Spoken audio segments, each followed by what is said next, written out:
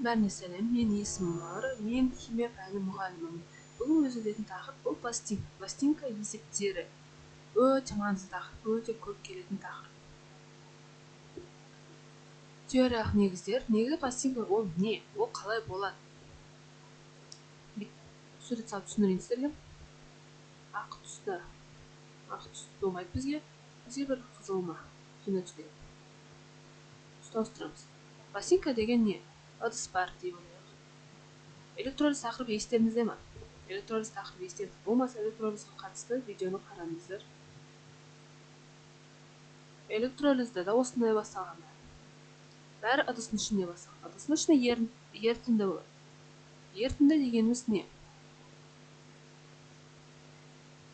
Ерітінді ерігішке, мысалы су, бензин, тағы бір нәрсе болуы мүмкін, ішіне салынып ерітілген заттар. Мысалы металл болуы мүмкін, ол тұз болуы мүмкін. Салынып ерітілсе, ол таза су емес, таза сұйықтық емес, оның ішінде бір еріген заттар. Бұл ерітінді деп аталады. Осындай бір ерітінді болады. Оған темірдің темір емес, металдың жұқа пластинкасы салынады. Жұқа металл ол пластинка деп аталынады. Осы жерде не бар? Осы жерде неше түрлі реакциялар жүр. Бір металл үстіне қонады пластинка, бір металл одан кетеді, бір тұздар пайда болады, бір тұздар одан мысалы жоқ болып кетеді. Осындай неше түрлі реакциялар жүреді. Осы пластинка ақырын еріп бастайды, реакцияға түсіп бастайды. Осылай біз пластинкаға есептер шығара бастайдық. Келесі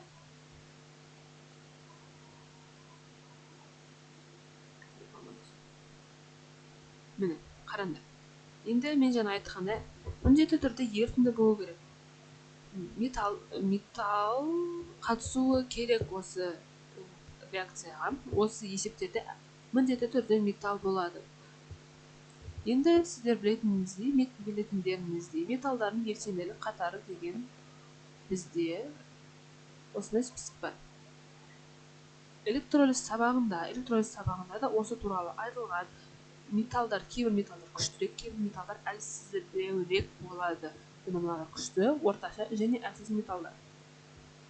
Қай металл қайсынан күшті, соны ол ығыстырып жүреді, соны ол шығарып жүреді. Мысалы, калий мына жердегі алтынды шығарып жіберуі мүмкін деген сияқты.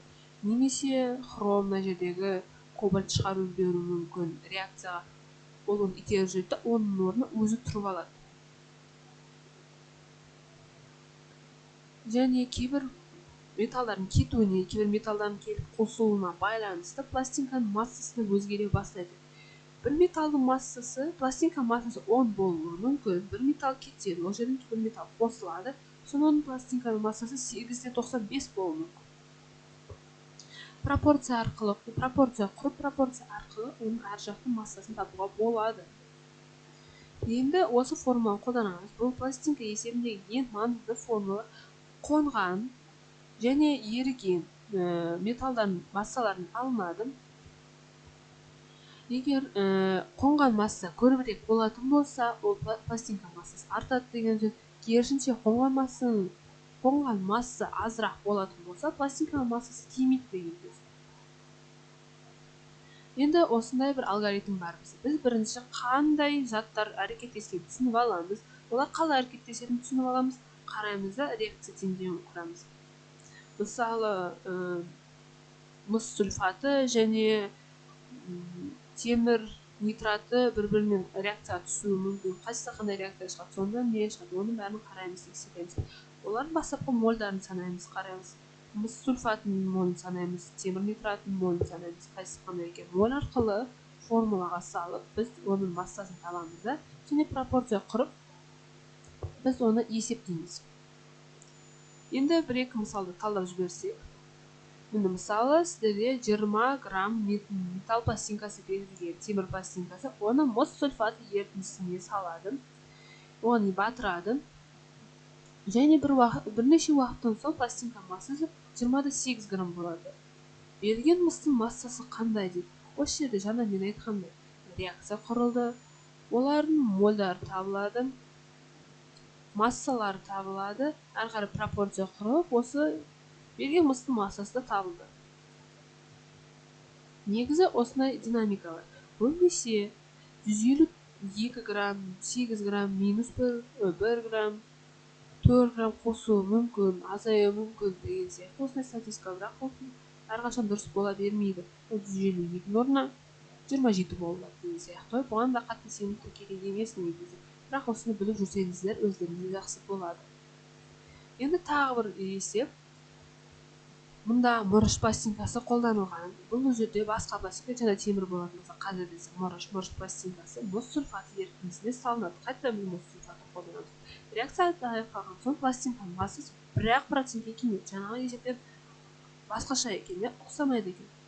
Реакцияға түскен мырыштың массасы қандай?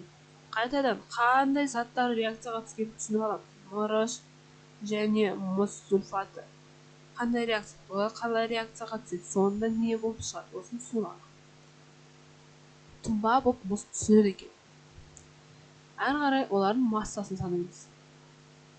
Сонда масса кемуі 1 моль үшін 65-64-ге 1-ақ грамм екен.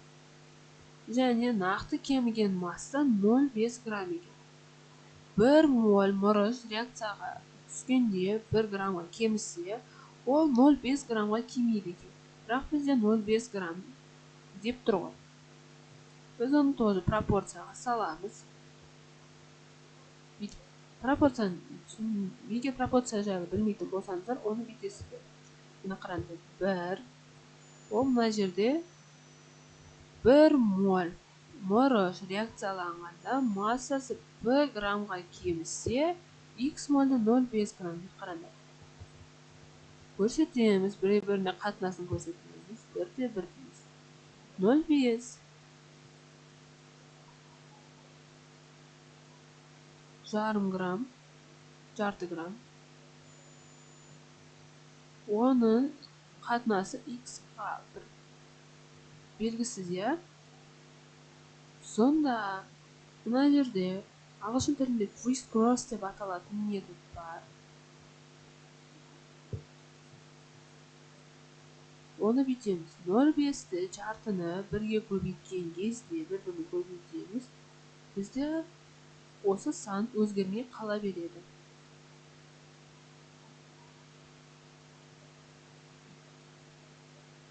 Тен дейміз. Мына жерде 2 сызық тұр, сол үшін тен деп жаттауымыз. X-ті 1-ге көбейтеміз. X өзгермейді, X қала береді. Сонда бізге белгісіз ол X. Реакцияға түскен мырыштың молі X моль. X мольді біз мырыштың өз массасына көбейтіп, 65 граммнан молға көбейтеміз, 32 аламыз. Осының жартысы 32-де 5 грамм екен. Сонда реакцияға түскен мырыштың массасы 32-де 5 грамм екен. Енді сіздерге бірнеше үй тапсырмасы беремін, осыларды өздеріңіз шығарып көресіздер. Білмей жатсаңыздар, интернеттен қарасаңыздар болады, сұрап жатсаңыздар да болады. Және интернетте өте көп есептер бар. Осы тақырыпқа қатысты есептерді шығарып көріп бекітулеріңізді сұраймыз. 3 деңгейде сұрақтар бар сіздерге. 3 деңгейде 3 түрлі есеп бердім. А деңгейінде ең жеңіл есеп берілді. Ол массасы 10 грамм мұз пластинкасы күміс нитрат ерітіндіде батырылған. Бұл күміс нитратын табу үшін сіздер Менделеев кестесіндегі артындағы кестені қолданасыздар. Ол жерде көрсетілген. Сосын Менделеев кестесінің ең астында металдардың белсенділік қатары көрсетілген. Соны қолданасыздар. Нитрат ерітіндісіне батырғанда оның массасы 11,52 грамм болып өзгереді екен. Еріген мыстың массасын табасыздар. Кейінгісі ол қиынырақ. Массасы 25 грамм мырыш пластинкасын қорғасының неше түрлі валентасы болады, әртүрлі валентасы болады. Осы жерде 2 деген валентасы қолданылған. Нитрат ерітіндісіне салынған соң, оның массасы қаншалықты артатын есептейсіздер, және ең соңғысы күрделі есеп. 2 темір пластинканың бірін мыс сульфатына, екіншісін кадмий хлоридіне салады. Біріншісі 0,8%-ге, ал екіншісі 5,6%-ге артты. Кадмийдің атомдық массасы қандай дейді? негізі бұл есепті бүйтіп те шығаруға болады. Менделеев кестесіне қарап та шығаруға болады, бірақ кейде сіздерге кадмий емес белгісіз деп айтады. Сол кезде сіздерге табу керек болады, сол кезде сіздерге іздеу керек болады. Осыны Менделеев кестесіне қарамай-ақ бүйтіп шығарып көріңіздер өздеріңіз. Егер сұрақтарыңыз бар болса сұрасаңыз болады. Осымен біздің сабағымыз бітті. Келесі көріскенше.